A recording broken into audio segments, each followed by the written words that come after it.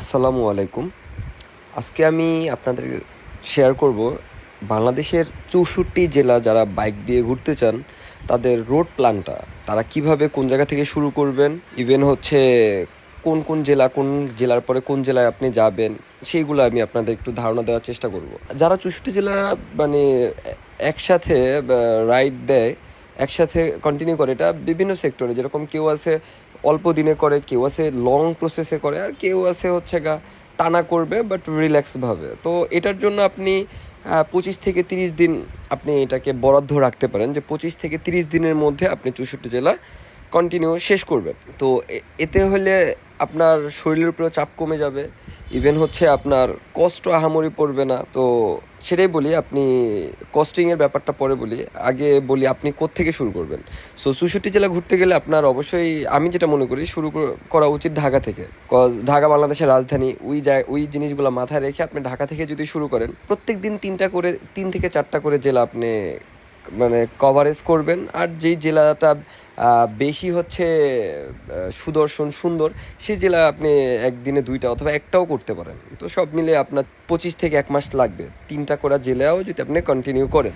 আপনি ঢাকা থেকে শুরু করলে প্রথম দিন ঢাকা, গাজীপুর, মানিকগঞ্জ, এই 3টা জেলা প্রথম দিন চলে গেল। দ্বিতীয় দিন আপনি ভোরে আবার শুরু করবেন হচ্ছে রাজবাড়ী, ফরিদপুর, মাদারীপুর, আপনার দ্বিতীয় দিন শেষ। তৃতীয় দিন আবার শুরু করবেন হচ্ছে আপনি শরীয়তপুর, মুন্সিগঞ্জ এবং নারায়ণগঞ্জ, তৃতীয় দিন শেষ। চতুর্থ দিন শুরু। এই চতুর্থ দিনে আপনি একটু ঝামেলায় পড়বেন, কারণ হচ্ছে আপনি চতুর্থ দিনে আপনি চাঁদপুর, নোয়াখালী, লক্ষ্মীপুর, তো এই যে 3টা জেলা, এই 3টা জেলার ব্যাপারটা হয় চাঁদপুরের পরে হচ্ছে লক্ষ্মীপুর, লক্ষ্মীপুরের পরে হচ্ছে নোয়াখালী। তো আপনি এই 3টা জেলা ওকে করার পরে আপনি যখন ভোলা যাবেন, তখন ভোলা যাওয়ার জন্য যে ফেরিঘাট, সেটা হচ্ছে লক্ষ্মীপুরের মধ্যে, সেটা নোয়াখালীতে না। এটার জন্য আপনার করতে হবে চাঁদপুরের থেকে আপনি ডিরেক্টলি নোয়াখালী চলে যাবেন, নোয়াখালী থেকে আবার লক্ষ্মীপুর আইসা লক্ষ্মীপুর থেকে আপনি ফেরিতে করে ভোলা যাবেন। পঞ্চম দিন ভোরে আপনি ভোলা থেকে বরিশাল, বরিশাল থেকে পটুয়াখালী, পটুয়াখালী থেকে বরগুনা, এই 4টা জেলা খুব পাশাপাশি, দ্যাটস ওয়াই আপনি একদিনে 4টা জেলা কভারেজ করতে পারেন। 6 নম্বর দিনও চাইলে আপনি 4টা জেলায় কমপ্লিট করতে পারেন। সেটা হচ্ছে বরগুনা,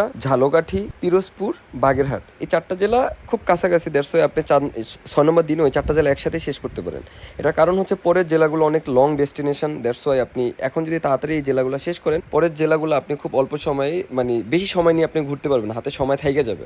7 নম্বর দিনে আপনি খুলনার থেকে শুরু করবেন, খুলনা, সাতক্ষীরা, যশোর। 7 নম্বর দিনে আপনি 3টা জেলায় ওকে করা উচিত, কারণ এখানে জেলাগুলো অনেক দূর। 8 নম্বর দিনে আপনি যশোরের থেকে চলে যাবেন নড়াইল, নড়াইল থেকে মাগুরা, মাগুরা থেকে ঝিনাইদহ। 9 নম্বর দিনে চুয়াডাঙ্গা, মেহেরপুর, কুষ্টিয়া। চাইলে আপনি পাবনা যাও রাতে স্টে করতে পারেন, চাইলে আবার কুষ্টিয়াও থাকতে পারেন, এটা আপনার খুশি। তো কুষ্টিয়া শেষ করলাম আমরা 9 নম্বর দিনে। দেখতে দেখতে 9টা দিন চলে গেল, এখন 10 নম্বর দিনের পালা। 10 নম্বর দিনে শুরু হবে আপনার পাবনা, পাবনার পরে নাটোর, নাটোরের পর রাজশাহী। 11তম দিন শুরু হবে আমাদের আমের দেশ চাঁপাইনবাবগঞ্জ, চাঁপাইনবাবগঞ্জের পরে যাব আমরা নওগাঁ, নওগাঁ থেকে জয়পুরহাট। 12তম দিনটা শুরু হবে অনেক লং একটা জার্নি, কজ হচ্ছে জয়পুরহাট থেকে দিনাজপুর, বর্ডার ঘেঁষে দিনাজপুর যেতে হবে, দিনাজপুর, তারপরে যাব ঠাকুরগাঁ, ঠাকুরগাঁ থেকে পঞ্চগড়, পঞ্চগড় যেখানে টেকনাফ তেঁতুলিয়া আমরা যেটা মারি, এটা হচ্ছে সেই তেঁতুলিয়া, একেবারে বর্ডারের কাছে। আপনি তেঁতুলিয়া, পঞ্চগড়ে আপনি তেঁতুলিয়াতে আপনি রাত্রে স্টে করবেন। 13তম দিন শুরু হবে নীলফামারী, রংপুর এবং লালমনিরহাট। 14তম দিনে আপনার শুরু হবে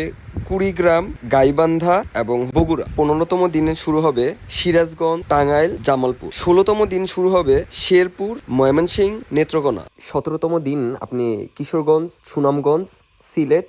সো এইখানে একটা জিনিস আছে, সেটা হচ্ছে আপনি যদি বর্ষার সিজনে যান তাহলে কিশোরগঞ্জে একটু প্যারায় পড়বেন। তো আপনার উচিত হবে আপনি বর্ষার সিজনে এই ট্যুর মানে রোড প্ল্যানটা না করা, আপনার শুকনা সিজনে এটা করা উচিত। 18তম দিনে আপনি 4টা জেলা কমপ্লিট করবেন, সেটা হচ্ছে মৌলভীবাজার, হবিগঞ্জ, ব্রাহ্মণবাড়িয়া, নরসিংদী। 19তম দিনে আপনি কুমিল্লা, ফেনী, খাগড়াছড়ি আপনি স্টে করবেন। 20তম দিনে আপনি দুইভাবে করতে পারেন, রাঙামাটির থেকে আপনি চিটাগং যাইতে পারেন, অথবা রাঙামাটি থেকে বান্দরবন যায়, কক্সবাজার যায় শেষ করতে পারেন। আর আপনি যদি রাঙামাটি থেকে বান্দরবন, বান্দরবন থেকে কক্সবাজার, আপনার কিন্তু 64 জেলা শেষ, সরি 63 জেলা শেষ, চিটাগং বাদ পড়ছে। সো আপনি কক্সবাজার থেকে যখন আবার ঢাকা ব্যাক করবেন, তখন কিন্তু আপনি চিটাগং ওকে করে তারপর আপনি 64 কমপ্লিট করতে পারেন। আর তাছাড়া আপনি রাঙামাটি থেকে চিটাগং, চিটাগং থেকে বান্দরবন, বান্দরবন থেকে কক্সবাজার, এটা আপনার সুবিধা অনুযায়ী আপনি এটা শেষ করবেন। সো এই হচ্ছে 64 জেলার রোড প্ল্যান। তো এখানে কক্সবাজার আপনি চাইলে একদিন থাকতে পারেন, রাঙামাটিতে চাইলে একদিন থাকতে পারেন, সিলেটে চাইলে আপনি একদিনে শেষ করতে পারেন, মানে পুরো একদিন থাকতে পারেন। তারপর হচ্ছে সুনামগঞ্জে চাইলে আপনি একদিন থাকতে পারেন। এটা ডিপেন্ড করবে আপনি কোন জেলা, মানে যেই জেলাটা সুন্দর সেই জেলায় আপনি একটু বেশি সময় দিলেন, এইগুলোর উপরে ডিপেন্ড করবে হচ্ছে আপনার সময়টা। যেরকম আমার এখানে হিসাব অনুযায়ী 20 দিনেই 64 জেলা শেষ হয়ে গেছে। সো যে এরকম সিলেট, সুনামগঞ্জ, রাঙামাটি, কক্সবাজার, এই যে 4-5টা জেলা আছে, যে জেলাগুলো একটা দিন ওয়াইজ ঘোরা যায়। যেরকম কক্সবাজার আপনি একদিনে পুরো ঘুরতে পারবেন, আপনি টেকনাফ যেতে পারবেন, আবার খাগড়াছড়ি গেলে আপনি সাজেক যেতে পারতেছেন, রাঙামাটিতে অনেক সুন্দর জায়গা আছে, সুনামগঞ্জে গেলে আপনার নীলাদ্রি লেক ঘুরতে পারেন। হ্যাঁ, আরও এরকম জাদুকাটা নদী, এগুলো সব ঘুরতে পারেন। সিলেটে গেলে ভোলাগঞ্জ, জাফলং, এগুলো ঘুরতে পারেন। সো এই ওয়াইজ আমি 25 দিন থেকে 1 মাস সময় ধরে আপনি চাইলেই 64 জেলা ঘুরতে পারেন।